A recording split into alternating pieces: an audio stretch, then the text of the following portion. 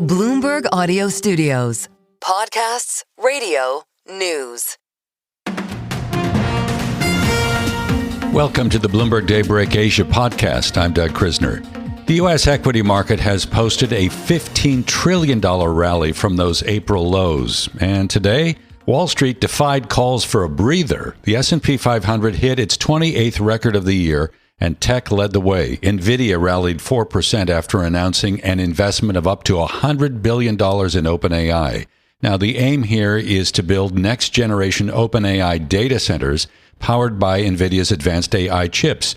Mandeep Singh is global head of tech research at Bloomberg Intelligence. When I look at Nvidia, clearly, they are at a $200 billion run rate, growing exceptionally well, and they have to keep up the growth rate.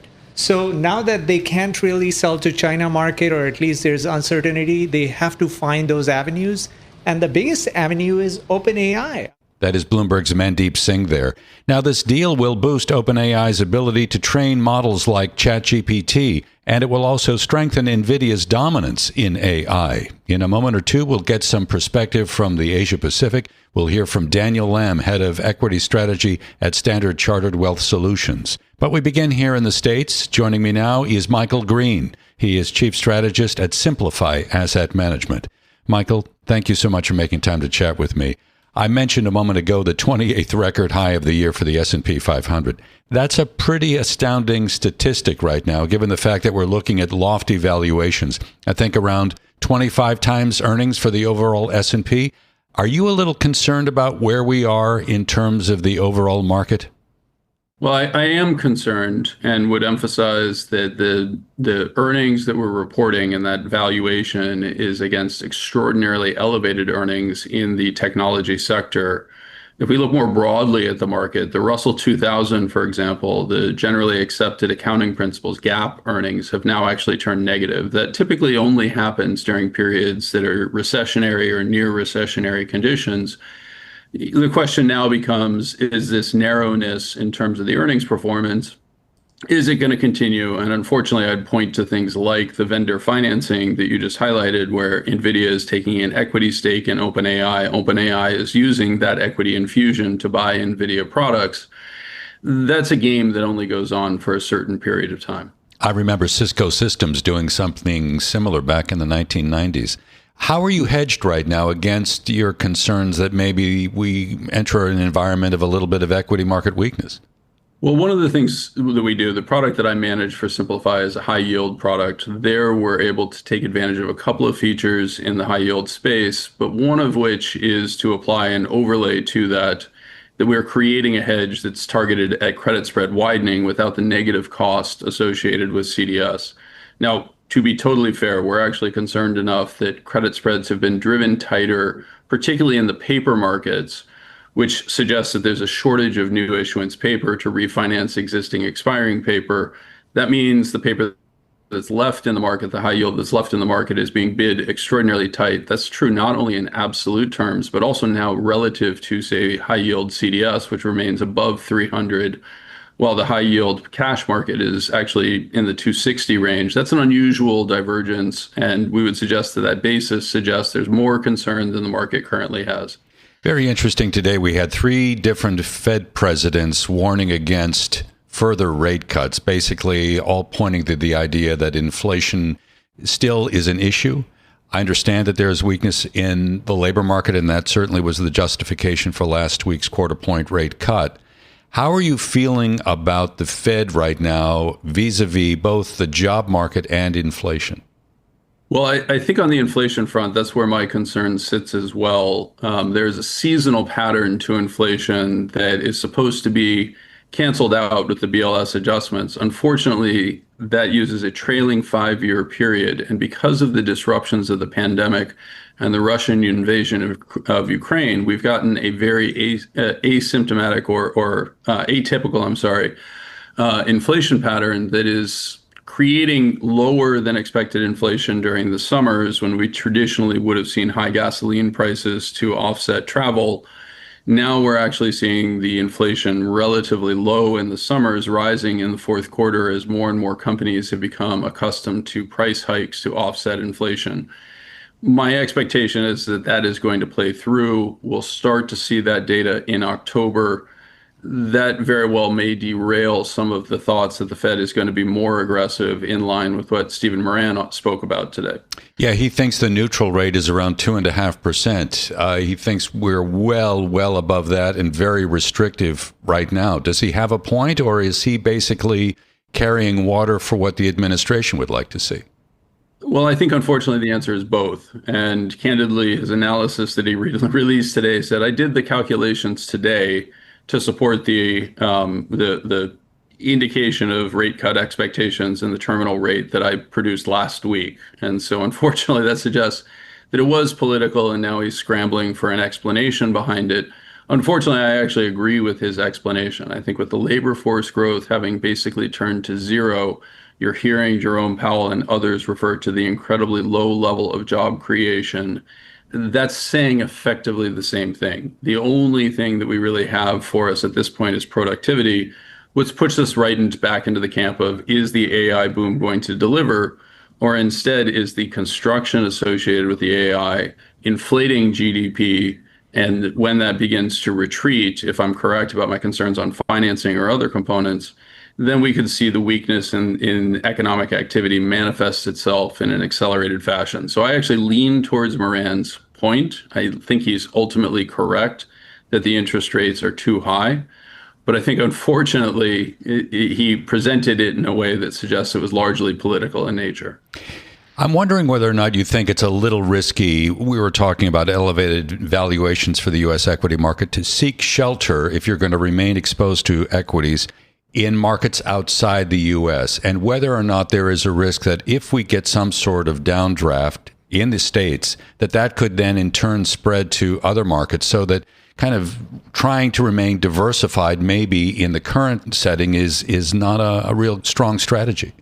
Well, I think there's two separate issues associated with it. One, we actually saw evidence of something that I continually emphasize in discussions, which is the increasing inelasticity of the market, basically large price changes to relatively small flows in volume.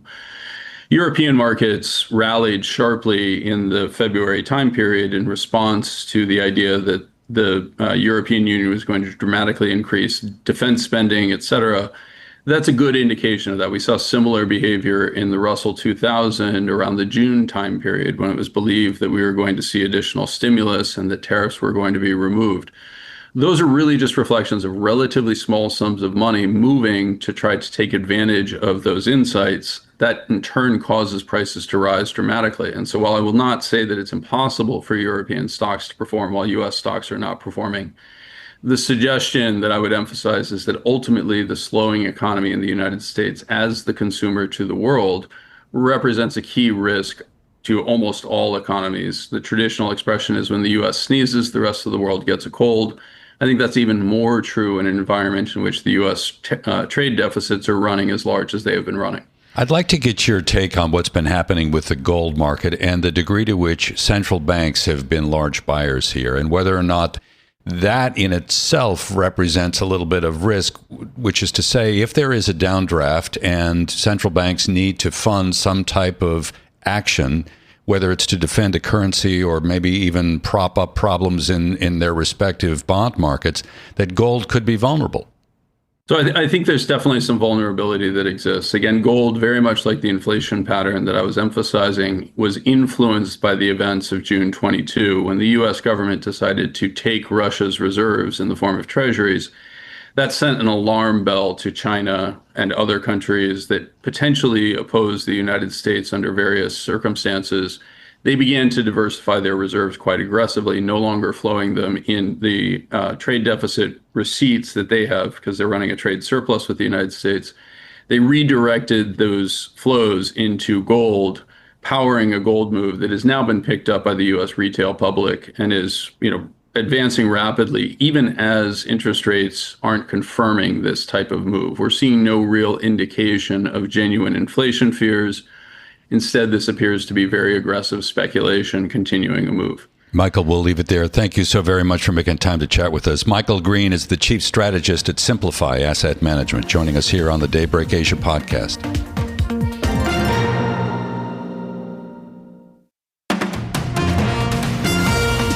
Welcome back to the Daybreak Asia podcast. I'm Doug Krisner. The U.S. equity market has been up now for 3 straight weeks, and expectations for those Fed rate cuts have been a big part of this story. We had one analyst today over at Goldman Sachs saying that investors should be responsibly bullish on stocks.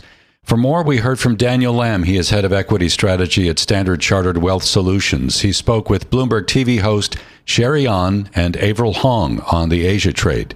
U.S. stocks doing well, Daniel. We are seeing a lack of volatility, though. What do we do with that information? How should we be positioning?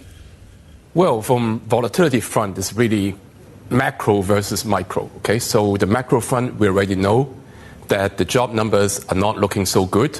So that prompt, the comment from the Fed overnight about being more aggressive on the rate cut. Okay, but on that front, it's actually a double-edged sword where basically the Fed wants to cut, but they're also wary of the return of inflation. And let's not forget, right, back in 2021, they've lost a lot of credibility by saying that inflation is transitory.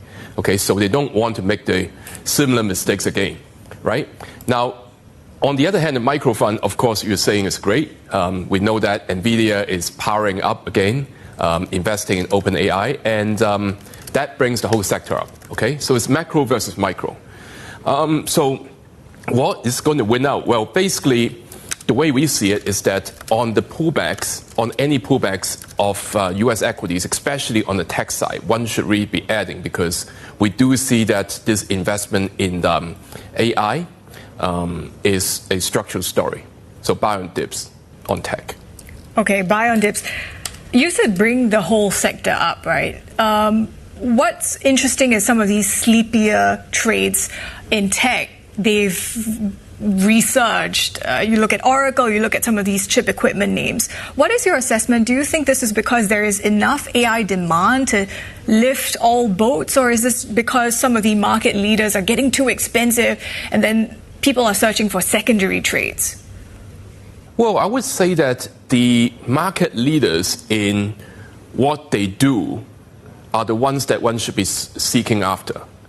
It's because of the fact that, AI investment is benefiting, the biggest players, and not necessarily all the players can make it. I mean, that's going to be the eventuality, right? So if you're buying dips, you should be going for the biggest player on each of the field, right? For the medium to the longer term. Given the tech exuberance in the U.S., we're also seeing those tech names across Asia rally. But at the same time, broadly speaking, MSCI Asia now perhaps headed for its best annual outperformance over the S&P 500 since 2017 or so. What's leading to that divergence or perhaps that outperformance here in the Asian benchmarks? And could we see that continue through year end? Well, it has to do with the weakness in the US dollar, because typically if the dollar is on a downtrend or if it's not going stronger, then other equity markets in the rest of the world can benefit, right? So in this case is Asia this year.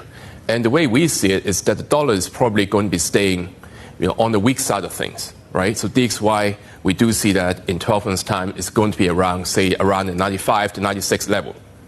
It'll be there for the foreseeable future, right? So basically, that means that Asia would still have more upside to go. Especially, the valuation gap is still big, right, versus history.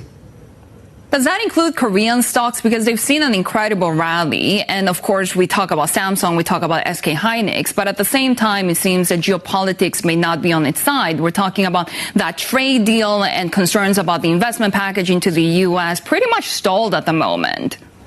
Well, for Korea, if you look at where it was, say, 12 months ago versus now, compared to its own history, it is not looking so inexpensive anymore. So right now, I remember that the MSCI Korea is trading at around 10.5 times PE, forward-looking PE, and that's actually pretty much, on the average side of things, right, versus history. So from that perspective, the low-hanging fruit in Korea is over, and what we are advocating is that one should be trimming down some of the excessive profit that they've made in Korean equities and rotating into other markets. China is still looking good, it's still looking cheap at this moment in time. What in China specifically, Daniel? Well, we're looking at areas like technology, primarily, so the internet technology space, and we feel that that versus the US tech has still got some upside to go. There's still some catch-up. Of course, China is developing its own semiconductor side of things and encouraging companies to be using those. So from that perspective, we do like the prospects there. Also, the consumption pattern in China is changing. Okay, so previously they are looking at spending on the big ticket items. Now they're looking at spending on the smaller ticket items. And those smaller ticket items consumption are the ones that we like also. And that is a very interesting take, because when we talk about especially the domestic economy in China, we're still very much concerned about the property sector. So could we see that being supported by just these consumption patterns changing and Chinese demand domestically? Well, the fact that the property side of things is probably going to be stalling, right, at these levels means that in terms of what people spend their money on is going to move to other items. So the property sector is probably going to be stalling at these levels. In terms of near-term upside, unlikely at this moment in time, right? If we're stalling at a steady level. Daniel, just one quick final question for you. I mean, do you think this is a rally that needs a cut from Chinese authorities, a rate cut from Chinese authorities? Because the worry also is that that could further stoke what some think is a bubble in the stock market. In terms of bubble-wise, if you look at the margin financing side of things in China, domestics, it is high on an absolute basis. But that should be compared against the market capitalization. Okay, so right now the margin financing is as high as what we saw in 2015 when the government came in and cooled down the markets, and that led to a big correction at that time. But if you compare that to the market capitalization now, it is actually not at a high level. So in the near term, we still do not see a significant cooling measures from the government to bring down the stock market. So we believe that, again, for China, it's going to be a buy-on-dip mode for investors. Daniel Lam, good to have you with us, Head of Equity Strategy at Standard Chartered Wealth Solutions. Thanks for listening to today's episode of the Bloomberg Daybreak Asia Edition podcast. Each weekday, we look at the stories shaping markets, finance, and geopolitics in the Asia Pacific. You can find us on Apple, Spotify, the Bloomberg Podcast YouTube channel, or anywhere else you listen.